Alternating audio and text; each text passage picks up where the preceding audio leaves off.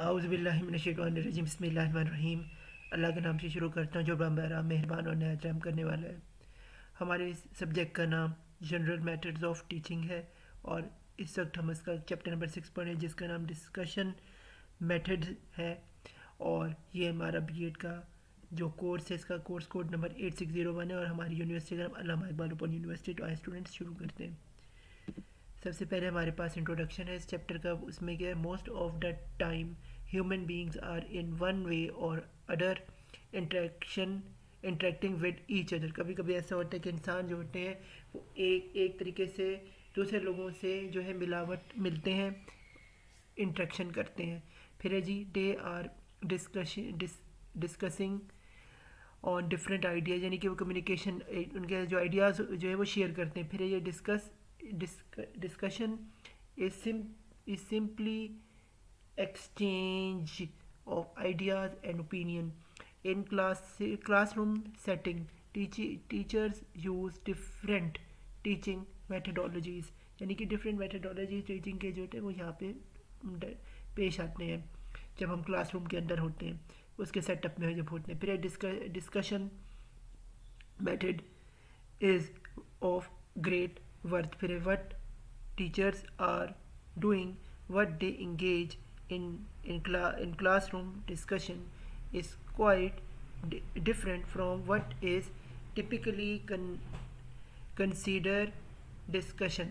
फिर यानी कि डिस्कशन किस तरह से होता है इसमें बात होती है। फिर जी the discussion method employs two ways communication and open dialogue technique between the teacher and the learner, यानी कि टीचर और स्टूडेंट्स के दरमियान एक टू वे कम्युनिकेशन होता है और इसके अंदर ओपन डायलॉग भी होता है जिसकी हम टेक्निक इसमें सीखेंगे। इस चैप्टर में आगे है जी the method starts with a discussion between teacher and learner and among the learner, यानी कि टीचर और लर्नर के दरमियान कम्युनिकेशन और स्टूडेंट्स के दरमियान भी जो है जो कम्युनिकेशन होती है उसे भी सीखा जाता है। आगे classroom discussion is fruitful if it is plan well.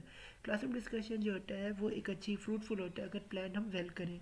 फिर है when preparing a discussion a teacher has to consider his her everyday goals and should know the expected outcome from the students after discussion, यानी कि discussion से जो जो जो उसका हासिल रसूल होगा वो जो है मिल जाता है। आगे है our teacher should also know whether the plan discussion will aid the overall goals for the lesson और नॉट। ये टीचर को पता होता है कि जो डिस्कशन है इससे हम अब जो प्लान गोल्स हैं उनको अचीव कर पाएंगे कि भी नहीं कर पाएंगे। आगे स्टूडेंट्स हम ऑब्जेक्टिव्स इस चैप्टर के देखते हैं। वो क्या है जी, explain the structure of class discussion. हम देखेंगे कि क्लासरूम की डिस्कशन क्या होती है, उससे क्या हासिल वसूल होता है। आगे जी discuss characteristics and different types of classroom discussion, classroom के डिस्कशंस को देखेंगे। फिर understand the procedure of planning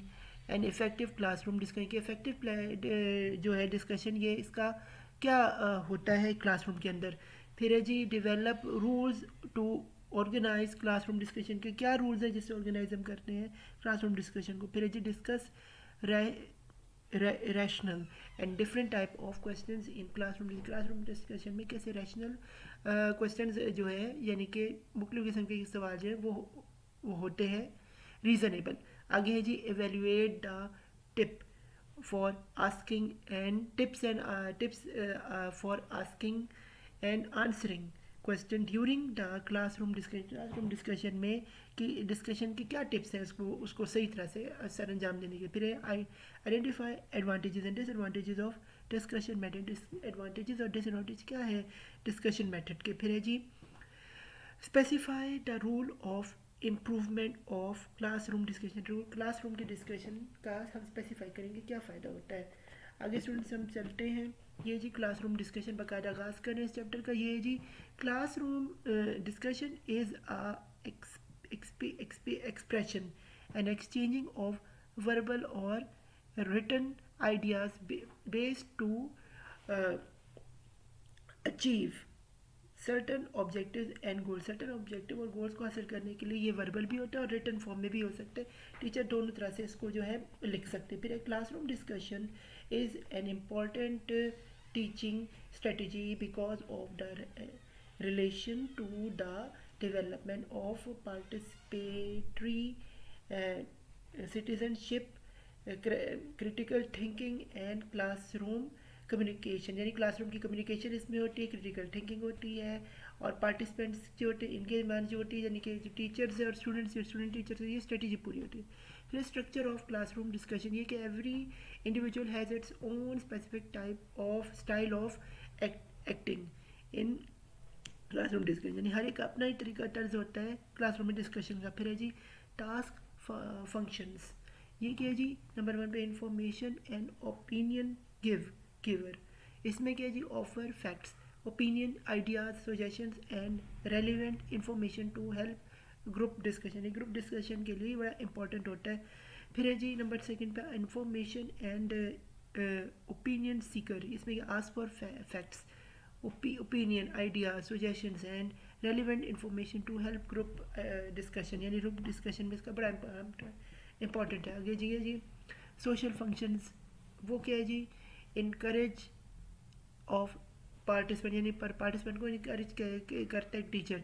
फिर है हार्मोनाइज एंड कॉम्प्रोमाइज भी है. फिर है जी कैसे एक टीचर बैलेंस क्रिएट करता है. फिर है टेंशन रिलीवर, यानी कि टेंशन क्लास में हो रही है तो उसकी लड़ाई झगड़ा हो रहा हो तो उसे कैसे रोकना है, ये टीचर का काम होता है क्लास अगर स्टूडेंट्स के दरमियान कुछ प्रॉब्लम. फिर कम्युनिकेशनल हेल्पर, कम्युनिकेशन में अगर बच्चे को तकलीफ हो रही है तो उसकी हेल्पर, यानी कि वो मुख्तलिफ ज़बान का है, यानी कि किसी ऐसी ज़बान का है जिसे बात समझ नहीं आ रही, घर में उसकी मादरी ज़बान हो रहा है या क्लास में ज़बान हो रहा है, तो टीचर जो उसकी ज़बान में उसको समझाता है ताकि उसे वो क्लास के स्टूडेंट्स के साथ चल सके. आगे क्या एवेल्यूएटर ऑफ इमोशनल क्लाइमेट, ये भी है.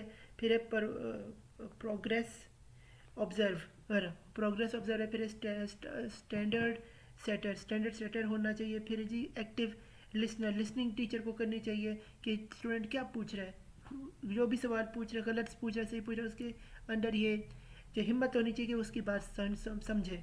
फिर ट्रस्ट बिल्डिंग करें, स्टूडेंट्स के ऊपर भरोसा टीचर को करना चाहिए. फिर इंटरप्रिटेट प्रॉब्लम सॉल्व, इंटरप्रिटेट करने चाहिए प्रॉब्लम सॉल्विंग को. आगे स्टूडेंट्स हम चलते हैं जी. ये Trifler 2011 has suggested different ways to create classroom discussion where students enjoy more freedom and satisfied to express them.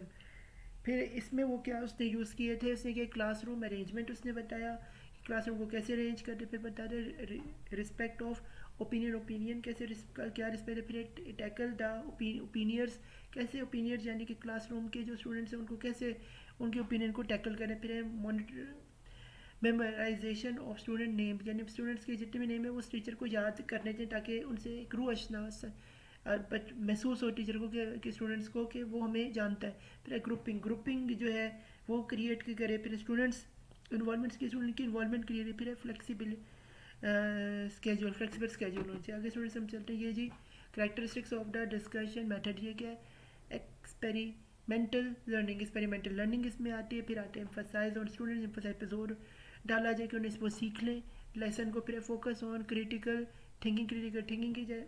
Identify phases, focus phase, फिर एप्लीकेशन फेज. फिर है जी यूज़ ऑफ क्वेश्चन, इसमें क्या टर्न टू योर नेबर. फिर है value line. फिर है जी sharing limited resource. आगे के प्लानिंग द डिस्कशन, ये there are two microscopic about planning a discussion. फिर है first microscopic is that most of the teacher think planning a discussion does not require much effect. Second microscopic is that discussion cannot rely be planned because of its spontaneous nature के हिसाब से. consider purpose, consider student, choose an appropriate, make a plan, use physical sample appropriately, ये चीज़ें इस्तेमाल करनी चाहिए. आगे से हमारे पास आ रहा है ऑर्गेनाइजिंग द डिस्कशन, कैसे ऑर्गेनाइज करना. नंबर 1 पे क्या है, टीचर एज आ फैसिलिटेटर, टीचर कैसे फैसिलिटेट करे. फिर है क्रिएटिंग क्लासरूम कम्युनिटी. फिर है जी अकोमोडेट मल्टीपल लर्निंग स्टाइल को क्रिएट की. फिर है रिमेन ऑब्जेक्टिव. फिर है फोकस ऑन स्टूडेंट कंट्रीब्यूशंस. फिर है बी ऑनेस्ट हो.